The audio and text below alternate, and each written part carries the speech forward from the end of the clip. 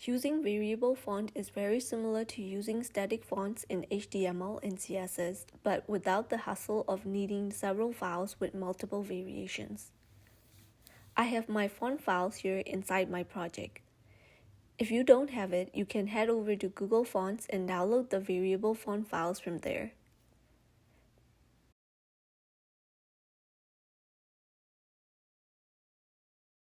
You'll see that there are two font files here, one with variable font and another with italic variable font. Italic fonts come as a separate file for most custom fonts, so add both files to your project. To use the custom font, we will need to define font face first. Add font family followed by the name of the font. This is the name you will use later.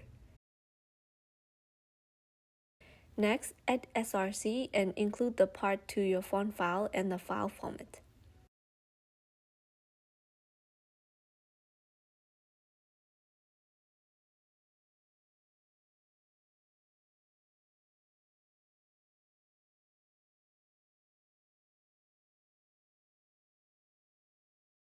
Then add the font weight with a range. Font weight is between 0 and 1000, so you can use any number between this range.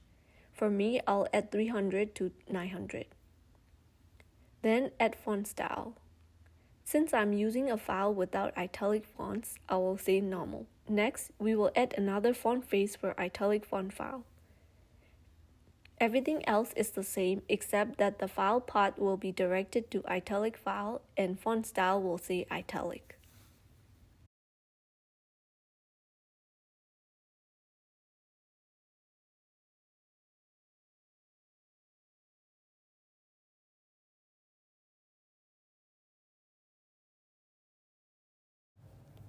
Now we can add the font. I have H1, H4, and P for all the tags on my page, and inside CSS, I've used them together to center the text. I'll go ahead and add font weight to it.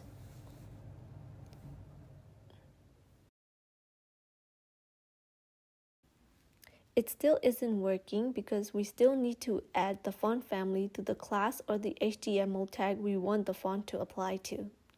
So in my case, I want the whole page to use the custom font, so I'll use body tag. I'm adding another font as a fallback in case the custom font doesn't work. Now the new font is applied. Now, what if we want to use different font weights on different parts of our web page? We can do this by choosing the HTML tag or the class name of the part we want to change and use font weight followed by a number.